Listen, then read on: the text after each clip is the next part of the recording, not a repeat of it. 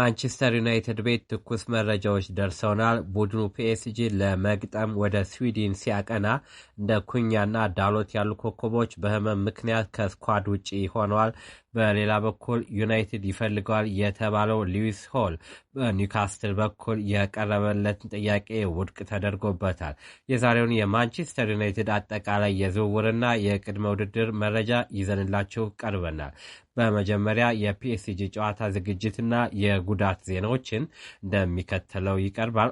ማንቸስተር ዩናይትድ ከፒኤስጂ ጋር በኮተንበርግ ለሚያደርገው የወዳጅነት ጨዋታ የተጫዋቾች ስብስብ ይፋ ያደረገ ሲሆን ማቲያስ ኩኛና ዲያጎ ዳሎት በትንሽ ህመም ምክንያት ከስኳድ ውጭ ሆነዋል። ሆኖም ሁለቱም ተጫዋቾች በሚቀጥለው ሳምንት ደብሊን ላይ ሊድስ ዩናይትድን በሚገጥመው ጨዋታ ይመለሳሉ ተብሎ ይጠበቃል።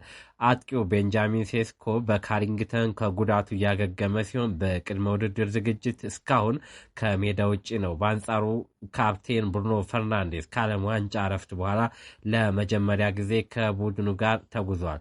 አዲሱ ፈራሚ ዮሪ ቴሌስማን በዚህ ጨዋታ የመጀመሪያውን አሰልጣኝ ማይክል ካሪክ ስር መሰለፍ ይችላል ተብሎ ተዘግቧል። የሉዊስ ሆል የዝውውር ሂደት እና የግራ ተከላካይ ፍለጋ ዩናይትድ የኒውካስትሉን የግራ መስመር ተከላካይ ሉዊስ ሆልን ለማስፈረም ጥያቄ አቅርቦ የነበረ ቢሆንም ኒውካስትል ዩናይትድ ተጫዋቹ የሚሸጥ እንዳልሆነ በጥብቅ አስታውቋል። ዩናይትድ የሉክሾ ኮንትራት 12 ወራት ብቻ በመቅረቱና በግራ መስመር ተከላካይ ቦታ ላይ የረጅም ጊዜ መፍትሄ በመፈለግ ላይ ሆልን ለማስፈረም ቢንቀሳቀሱም ኒውካስትል ዩናይትድ ጥያቄውን ውድቅ አድርጎታል። ዩናይትድ አሁንም አማራጮችን እያጠና ይገኛል። የግብ ጠባቂዎች እንቅስቃሴና የኮሎምቢያው ታዳጊ ዝውውር በግብ ጠባቂዎች በኩል ትልቅ እንቅስቃሴ እያደረገ ይገኛል።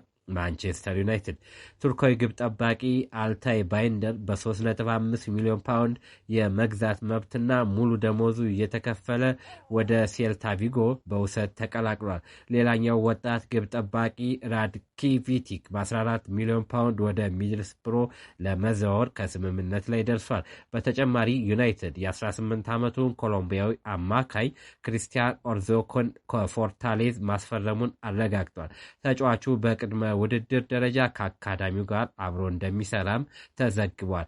የሜሰን ማውንትና የማርከስ ራሽፎርድ ወደፊት የቀድሞ የቼልሲ ረዳት አሰልጣኝ ጆዲ ሞሪስ በሰጡት አስተያየት ሜሰን ማውንት በቅድመ ውድድር ዝግጅት ባሳየው ብቃት ለአሰልጣኝ ማይክል ካሪክ ትልቅ ታማኝ ተጫዋች መሆኑን ገልጸዋል።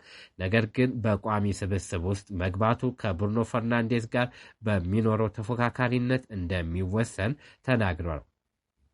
በሌላ በኩል ማርከስ ራሽፎርድ ከባርሴሎና በውሰት መልስ እና ከዓለም ዋንጫ በኋላ ወደ ካሪንግተን የሚመለስ ቢሆንም በክለቡ ያለው ወደፊት አሁንም አጠራጣሪ ሆኖ ቀጥሏል። የቱርኩ ፌነርባቼ ተጫዋቹን ለማስፈረም ፍላጎት ማሳየቱ እየተነገረ ይገኛል። ለዛሬ ያዘጋጀንላችሁ የማንቸስተር ዩናይትድ የዝውውርና አዳዲስ መረጃዎች እነዚህን ይመስሉ ነበር። ዩናይትድ ሌላ ተጨማሪ አማካኝና የግራ ተከላካይ ማስፈረም አለበት ብላችሁ ታስባላችሁ? አስተያየታችሁን ኮሜንት ላይ አስቀምጡልኝ። ቪዲዮውን ላይክ እና ሰብስክራይብ ማድረጋችሁን እንዳትረሱ። መልካም ምሽት።